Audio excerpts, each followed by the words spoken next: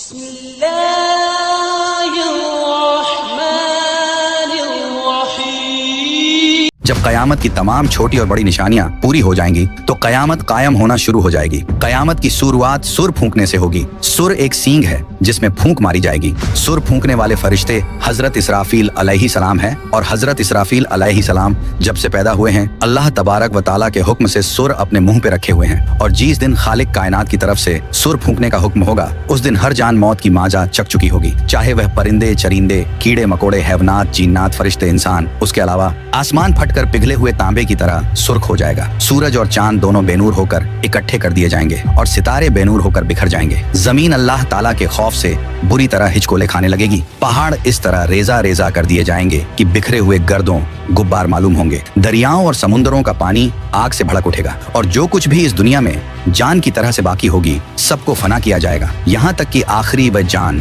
جو اسرافیل علیہ السلام سر پھونک رہے ہوں گے اللہ تعالیٰ انہیں بھی موت عطا کریں گے، اور اس دن صرف اور صرف تنہا رب ذوال جلال کی ذات باقی رہے گی۔ تو میرے پیارے دوست، قیامت پارٹ 2 میں قیامت کے دن حشر کے میدان میں کیا ہوگا سے لے کر ہم گنہگار امتیوں کے ساتھ جنت اور جہنم میں کیا کیا ہوگا آپ لوگ اس ویڈیو میں جانیں گے۔ تو آپ لوگوں سے گزارش ہے کہ آپ لوگ اس ویڈیو کو پورا دیکھیں، اور ہاں ایک لائک شیئر کر کے اپنے دوست اور گھر والوں کو بھی دکھائیں۔ تو میرے بھائی، اب اس کے بعد جب رب تعالیٰ کی مرضی ہوگی تو پھر سے اسرافیل علیہ السلام کو اٹھائیں گے۔ اب انہیں دوبارہ سور پھونکنے کا حکم ہوگا تو پھر سے وہ سور پھونکیں گے، تو آدم علیہ السلام سے لے کر قیامت تک جتنے بھی جان آئے تھے پھر سے سب کو اٹھایا جائے گا، اور اس وقت سب سے پہلے قبر سے باہر تاجدار کائنات امام الانبیاء حضرت محمد مصطفیٰ صلی اللہ تعالیٰ علیہ وآلہ وسلم تشریف لائیں گے۔ اس کے بعد حضرت موسیٰ علیہ السلام اپنی قبر سے اٹھ کھڑے ہوں گے، پھر باقی لوگ بھی اپنی قبروں سے باہر نکلنا شروع ہو جائیں گے، اور وہ سب حشر کے میدان میں لائے جائیں گے، اور وہاں سب مرد اور عورتیں ننگے بدن اور ننگے پاؤں کے ساتھ ہوں گے، لیکن خوف اور دہشت کی وجہ سے کسی کو کسی دوسرے کی طرف دیکھنے کا ہوش بھی نہیں ہوگا، کیونکہ محشر کی میدان میں سورج 10 گنا زیادہ تیز ہوگا، اور ہر آدمی کو یوں محسوس ہوگا کہ سورج زمین سے کچھ گج کے فاصلے پر ہے۔ دھوپ کی سختی کی وجہ سے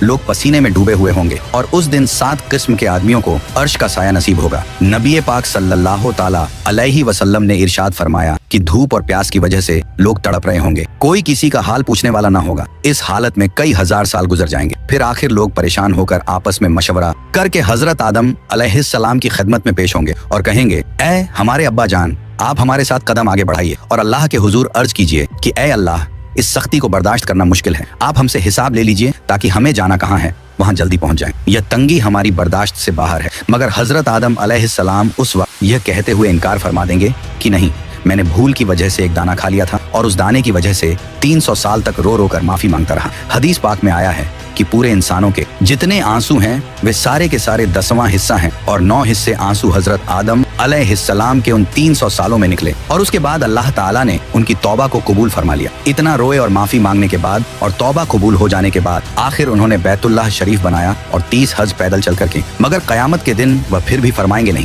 مجھے اللہ رب العزت کے سامنے جانے میں شرمندگی محسوس ہو رہی ہے۔ غور کیجئے کہ حضرت آدم علیہ السلام کی توبہ کی قبولیت کا بھی فیصلہ آ چکا ہے، لیکن بندہ اپنے کی پر پچھتاتا ہے۔ جب قیامت کے دن ہمارے جد امجد کا یہ حال ہوگا تو ہم لوگ جب اپنے گناہوں کو لے کر جائیں گے اور بغیر توبہ کے مر جائیں گے تو ہمارے لیے قیامت کے دن اللہ رب العزت کے سامنے کھڑا ہونا کتنا مشکل ہوگا۔ اس کے بعد حضرت آدم علیہ السلام تمام انسانوں کو کہیں گے کہ آپ لوگ حضرت نوح علیہ السلام کے پاس چلے جائیں، لہٰذا ساری مخلوق حضرت نوح علیہ السلام کی تلاش میں لگ جائے گی۔ جب نوح علیہ السلام ملیں گے تو مخلوق عرض کرے گی، اے آدم ثانی، آپ ہمارے لیے اللہ کی حضور میں سفارش کر دیجئے اور ہمیں اللہ کے سامنے پیش کر دیجئے۔ حضرت نوح علیہ السلام ان کو فرمائیں گے کہ نہیں، میں نے اپنے بیٹے کے لیے دعا کر دی تھی، اور اللہ تعالیٰ نے فرمایا تھا، اے نوح ایسی دعا نہ کیجئے کہ کہیں آپ کو نبوت کے مرتبے سے اتار نہ دیا جائے، اس لیے مجھے تو اس فرمان سے ڈر لگتا ہے کہ میں وہ دعا ہی کیوں کر بیٹھا تھا، میں نے اللہ تعالیٰ کے حضور فوراً معافی مانگی تھی، لہٰذا میں اللہ تعالیٰ کے حضور پیش نہیں ہو سکتا۔ حضرت نوح علیہ السلام کا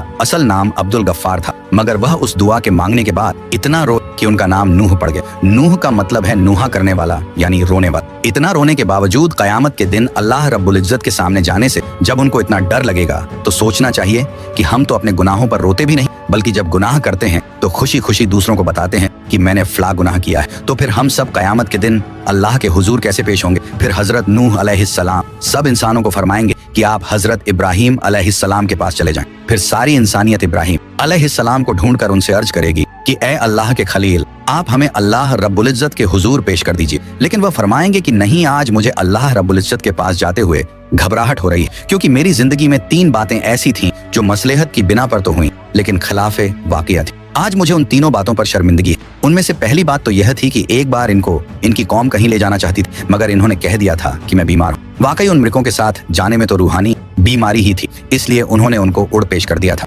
अल्लाह ताला ने कुरान पाक में फरमाया था कि उन्होंने फरमाया कि मैं बीमार हूँ। उन्होंने यहाँ बीमारी का उज तो किया लेकिन हकीकत के खिलाफ था, इसलिए फरमाएंगे कि मुझे अल्लाह रब्बुल इज्जत के सामने हाजिर होने से शर्म महसूस हो रही है। दूसरी बात यह है कि एक बार वह अपनी बीवी हजरत सारा रज़ियल्लाहु अन्हा को लेकर मिस्र के करीब से गुजरे और उस वक्त का बादशाह एक जालिम इंसान, उसने अपने सिपाही को कहा हुआ था कि तुम जहां कहीं भी किसी खूबसूरत औरत को देखो तो उसे पकड़कर मेरे पास ले आओ, और इस तरह वह उसकी बेइज्जती करता था। अल्लाह ताला ने बीबी सारा रज़ियल्लाहु अन्हा को हुस्न व जमाल का सांचा बनाया था, लिहाजा सिपाहियों ने जब उनको देखा तो उन्हें भी पकड़ कर ले गए। उसका दस्तूर यह था कि अगर उस औरत के साथ उसका शौहर होता तो वह उसे कत्ल करवा देता, और अगर भाई या बाप होता तो फिर वह उनको कत्ल नहीं करवाता, अलबत्ता बुराई का काम करता था। जब हजरत इब्राहिम अलैहिस्सलाम पहुंचे तो उनसे भी उसने पूछा कि तुम कौन हो और इस औरत के क्या लगते हो। आपने अपनी जान की हिफाजत को निगाह में रखते हुए कह दिया, यह मेरी बहन है। अल्लाह ताला ने भी फरमाते हैं कि बेशक ईमान वाले भाई भाई हैं, इसलिए ईमान की निस्बत से मोमिन मर्द और मोमिना को दीनी भाई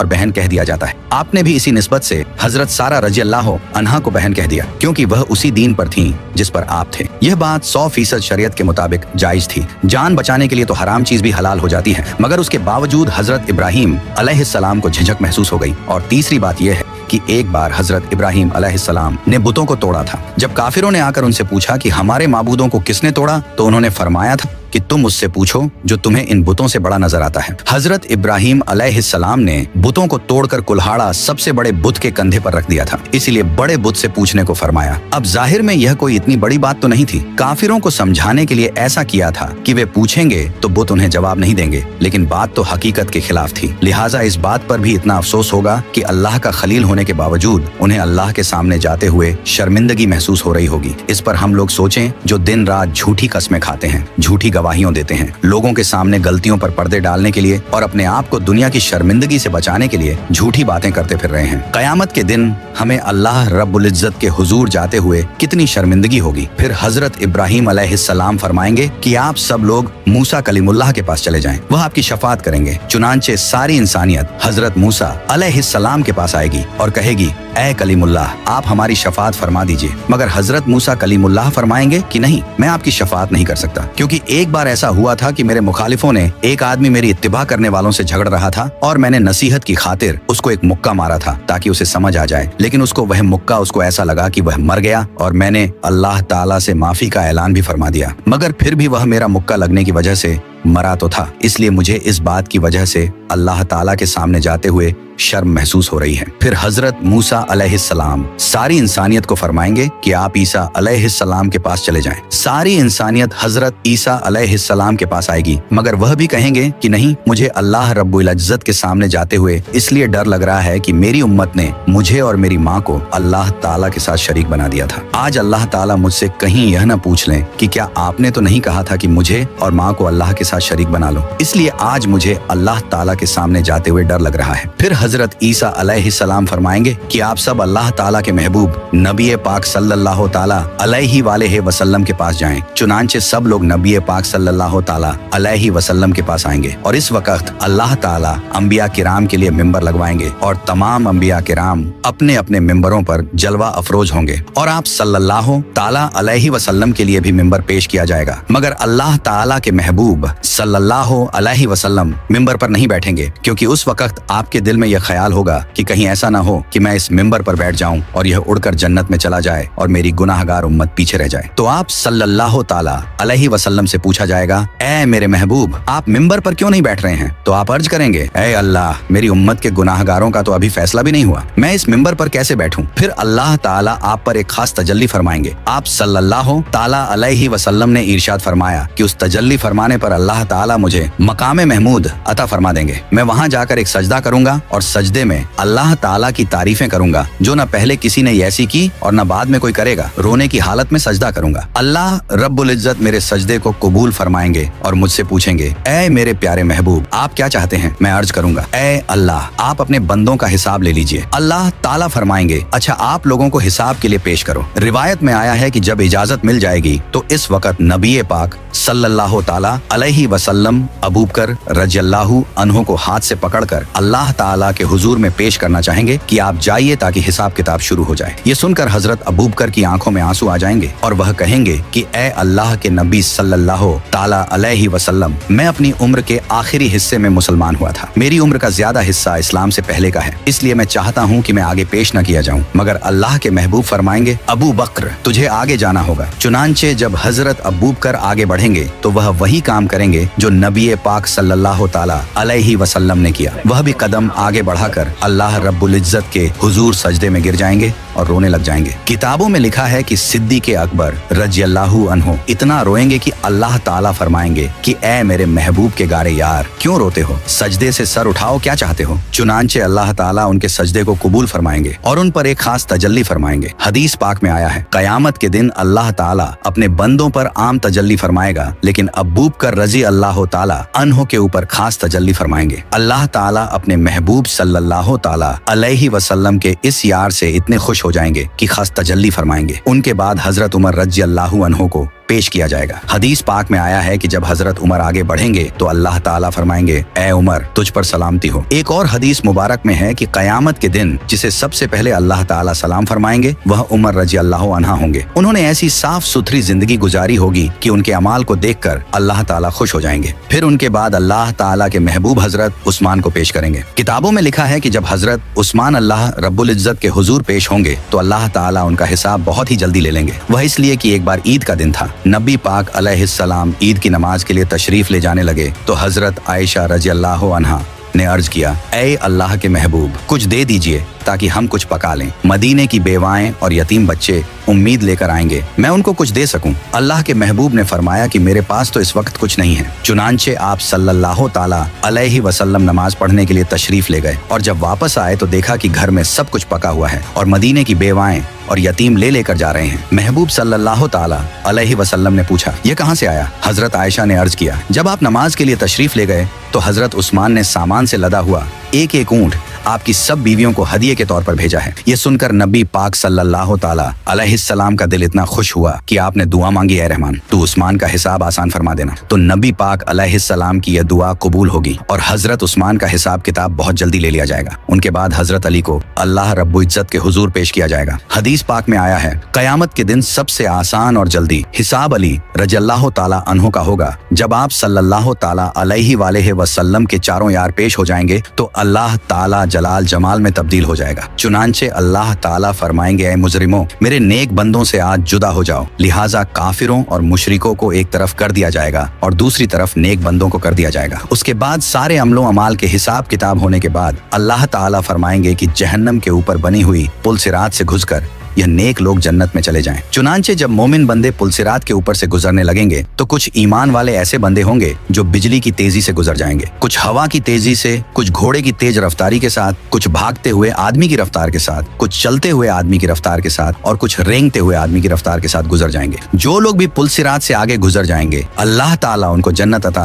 फरमा देंगे। पुलसिरात के ऊपर से हर एक को गुजरना पड़ेगा। जब पुलसिरात से आगे चले जाएंगे तो अल्लाह के महबूब सल्लल्लाहु ताला अलैहि वसल्लम ये समझेंगे कि मेरी उम्मत के सारे लोग मेरे साथ आ गए हैं और जहन्नम से पार हो चुके हैं। लिहाजा आप उन सब लोगों को लेकर जन्नत में तशरीफ ले जाएंगे, यहाँ तक कि जन्नत में रहते हुए बहुत अरसा गुजर जाएगा। लेकिन जो मुसलमान पुलसिरात से गुजरते हुए जहन्नम में गिरेंगे उन्हें अजाब होगा। जहन्नम के सबसे ऊपर के दर्जे में ईमान वाले गुनाहगार होंगे। जब बहुत अरसा गुजर जाएगा तो अल्लाह ताला अपनी हिकमत से उनके और काफिरों व मुशरिकों के बीच आग को शीशे की तरह बना देंगे। काफिर और मुशरकीन जब मुसलमान गुनाहगारों को देखेंगे कि वह भी जहन्नम की आग में जल रहे हैं तो वे मुसलमानों को ताना देंगे कि हम तो अल्लाह का इनकार किया करते थे जिसकी वजह से हम जल रहे हैं, लेकिन आप तो खुदा को मानते थे, रसूल अल्लाह सल्लल्लाहु अलैहि वसल्लम को मानते थे और इसके बावजूद आप भी हमारी तरह जल रहे हो, तो आपका खुदा आपके किस काम आया? हदीस पाक में आया है कि जब जहन्नमी काफिर मुसलमान गुनाहगारों को ताना देंगे तो अल्लाह ताला जिब्रील अलैहिस्सलाम को बुलाएंगे और फरमाएंगे कि ए जिब्रील, आज हमारे मानने वालों को ताना दिया जा रहा है, उनके साथ भी वही सुलूक हो रहा है जो न मानने वालों के साथ हो रहा है। जाओ जरा जहन्नम के हालात मालूम करके आओ। चुनांचे जिब्रील अलैहिस्सलाम जहन्नम में जाएंगे। जहन्नम के दरवाजे पर उसके दारोगा मालिक खड़े होंगे। वह दरवाजा खोलकर हजरत जिब्रील अलैहिस्सलाम को अंदर दाखिल करेंगे। जब गुनाहगार मुसलमान उनको देखेंगे तो वह फरिश्तों से पूछेंगे कि ये कौन है। उस वक्त उनको बताया जाएगा कि यह वह फरिश्ता है जो तुम्हारी नबी पाक अलैहिस्सलाम के पास वही लेकर जाते थे। जब उनके पास नबी रहमत सल्लल्लाहु ताला अलैहि वसल्लम का जिक्र किया जाएगा तो उस वक्त गुनाहगार लोगों को आप सल्लल्लाहु ताला अलैहि वसल्लम की याद आएगी और वे कहेंगे वाह मोहम्मदा, वाह मोहम्मदा। जहन्नमी लोग इन अल्फाज में जिब्रील अलैहिस्सलाम को रोकर कहेंगे कि ए जिब्रील, आप सल्लल्लाहु ताला अलैहि वसल्लम के पास अल्लाह का पैगाम लेकर जाते थे। आज हम गुनाहगारों का पैगाम भी हमारे सरदार सल्लल्लाहु ताला अलैहि वसल्लम को पहुंचा देना कि आका आप तो हमें भूल ही गए हैं। हम जहन्नम की आग में जल रहे हैं और आप सल्लल्लाहु अलैहि वसल्लम जन्नत के अंदर हैं। जिब्रील अलैहिस्सलाम उनके साथ वादा करेंगे कि मैं आपका पैगाम अल्लाह ताला के महबूब सल्लल्लाहु अलैहि वसल्लम को जरूर पहुंचाऊंगा। चुनांचे जब जिब्रील अलैहिस्सलाम जहन्नम से बाहर आएंगे तो अल्लाह रब्बुल इज्जत फरमाएंगे, जिब्रील आपने मेरे महबूब सल्लल्लाहु अलैहि वसल्लम के गुनाहगार उम्मतियों से जो वादा किया है उस वादे को निभाना जरूर। लिहाजा जिब्रील अलैहिस्सलाम जन्नत में जाएंगे। उस वक्त आप सल्लल्लाहु ताला अलैहि वसल्लम जन्नतुल फिरदौस में अंबिया किराम की मजलिस में मिंबर पर तशरीफ फरमा होंगे। जिब्रील अलैहिस्सलाम को जब आप देखेंगे तो फरमाएंगे, जिब्रील आज कैसे आना हुआ? जिब्रील अलैहिस्सलाम अर्ज करेंगे कि मैं आज आपकी उम्मत के गुनाहगारों का पैगाम आपके पास लाया हूँ। जब आप सल्लल्लाहु ताला अलैहि वसल्लम ये सुनेंगे कि मेरी उम्मत के कुछ गुनाहगार अभी भी जहन्नम में हैं, तो आप हैरान होंगे कि अच्छा, मुझे तो ख्याल ही नहीं था। चुनांचे नबी पाक सल्लल्लाहु ताला अलैहि वसल्लम उस वक्त अल्लाह रब्बुल इज्जत के हुजूर सजदा फरमाएंगे और अल्लाह रब्बुल इज्जत के सामने कहेंगे, ऐ परवरदिगार मेरी उम्मत के गुनाहगारों को माफ फरमा दीजिए। तो अल्लाह ताला उनको शफात कुबरा की इजाजत फरमाएंगे कि ऐ मेरे महबूब, आप जिसके बारे में चाहें शफात फरमाइए, हम उसको जहन्नम से निकाल देंगे। शफात कुबरा की यह खुशखबरी सुनकर नबी पाक सल्लल्लाहु ताला अलैहि वसल्लम जहन्नम की तरफ चलेंगे। उस वक्त जिब्रील अलैहिस्सलाम एक ऐलान कर देंगे कि ए जन्नतियों, नबी पाक सल्लल्लाहु अलैहि वसल्लम जहन्नमियों की शफात के लिए जा रहे हैं, तुम भी साथ चलो। चुनांचे उस दूल्हे के साथ शफात करने के लिए एक बासत चलेगी। फिर नबी करीम सल्लल्लाहु ताला अलैहि वसल्लम शफात फरमाएंगे, दूसरे अंबिया किराम भी शफात फरमाएंगे और सारे जन्नती भी शफात फरमाएंगे। जिसका जो भी वाकिफ होगा उस बंदे को जहन्नम से निकाल लिया जाएगा। यहाँ तक कि अगर दुनिया में किसी मोमिन को एक प्याला पानी पिलाया होगा तो अल्लाह ताला उसके अमल की बरकत से उसको भी जहन्नम से निकाल लेंगे। और इस तरह उस वक्त जो कोई मुसलमान के अंदर एक राई के बराबर का भी ईमान उसके अंदर होगा तो उसे भी जहन्नम से निकाल लेंगे। और जब सब लोग शफात कर चुकेंगे तो अल्लाह ताला फरमाएंगे, ऐ मेरे प्यारे महबूब, मैंने आपसे वादा किया था कि मैं आपकी उम्मत के 3 लब भरकर जहन्नम से निकालूंगा। लिहाजा अल्लाह रब्बुल इज्जत अपनी कुदरत के दोनों हाथों से जहन्नम से 3 लब भरकर निकालेंगे। यानी जैसे आदमी दोनों हाथों से आटा निकाल लेता है, उस लब में इस उम्मत के खरबों लोग होंगे जिनको अल्लाह ताला अपनी रहमत से जहन्नम से निकाल देंगे। लेकिन जहन्नम से निकले हुए लोगों का जिस्म जल जल कर कोयला हो चुके होंगे। तो अल्लाह ताला की तरफ से हुक्म होगा कि इनको नहरे हयात से गुस्ल दिया जाए। चुनांचे जब उनको गुस्ल दिया जाएगा तो उनके जिस्म ठीक हो जाएंगे, लेकिन उनके माथे पर उत्काउर रहमान का नाम लिख दिया जाएगा, जिसका मतलब यह होगा कि रहमान के अपनी रहमत से उनकी बख्शिश कर दी है। उसके बाद उनको जन्नत में भेज दिया जाएगा। अब नबी करीम सल्लल्लाहु ताला अलैहि वसल्लम की उम्मत का कोई गुनाहगार भी पीछे नहीं रहेगा, सबको बख्श दिया जाएगा। लेकिन हदीस पाक का मफहूम है कि जब ये लोग जन्नत में जिंदगी गुजारने लगेंगे तो वह जन्नती जो पहले से जन्नत में होंगे जब उनको देखेंगे तो मजाक किया करेंगे और कहेंगे कि देखो हम पर तो अल्लाह ताला की रहमत हो गई और उसने हमारे अमलों को कबूल फरमा लिया, लेकिन आप लोग तो रियायती पास हैं, आपके माथे पर उत्का और रहमान का नाम लिखा हुआ है। उन जन्नतियों के साथ पहले वाले जन्नती इस तरह मजाक करेंगे जिन जन्नतियों के माथों पर उत्का और रहमान लिखा होगा। उनको यह बात महसूस होगी। लिहाजा एक बार वे सब जन्नती अल्लाह रब्बुल इज्जत के हुजूर दुआ करेंगे, ऐ अल्लाह, आपने हमें जहन्नम से निजात तो दे दी, लेकिन माथे पर एक मुहर भी लगा दी, जिसकी वजह से सब पहचान रहे हैं कि हम खुद इस काबिल नहीं थे बल्कि रियायती पास होकर आ गए हैं। ऐ अल्लाह, हमें इससे बचा लीजिए। तो अल्लाह ताला उनकी इस फरियाद को कबूल करेंगे और फरमाएंगे कि हमने खुद यह मुहर लगाई थी ताकि तुम्हारे अपने दिल में यह कैफियत पैदा हो और तुम हमसे मांगो और हम तुम्हें अता कर दें। चुनांचे उनकी फरियाद पर अल्लाह रब्बुल इज्जत उनके माथों पर से उत्का और रहमान की इस मुहर को भी हटा देंगे। तो मेरे प्यारे भाई, काश कि हम भी इन रियायती पास लोगों में कयामत के दिन शुमार हो जाएं। अपने अमल तो इस काबिल नहीं है, मगर अल्लाह रब्बुल इज्जत के महबूब सल्लल्लाहु ताला अलैहि वसल्लम की शफात नसीब हो जाए। आमीन। तो सब्सक्राइब योर चैनल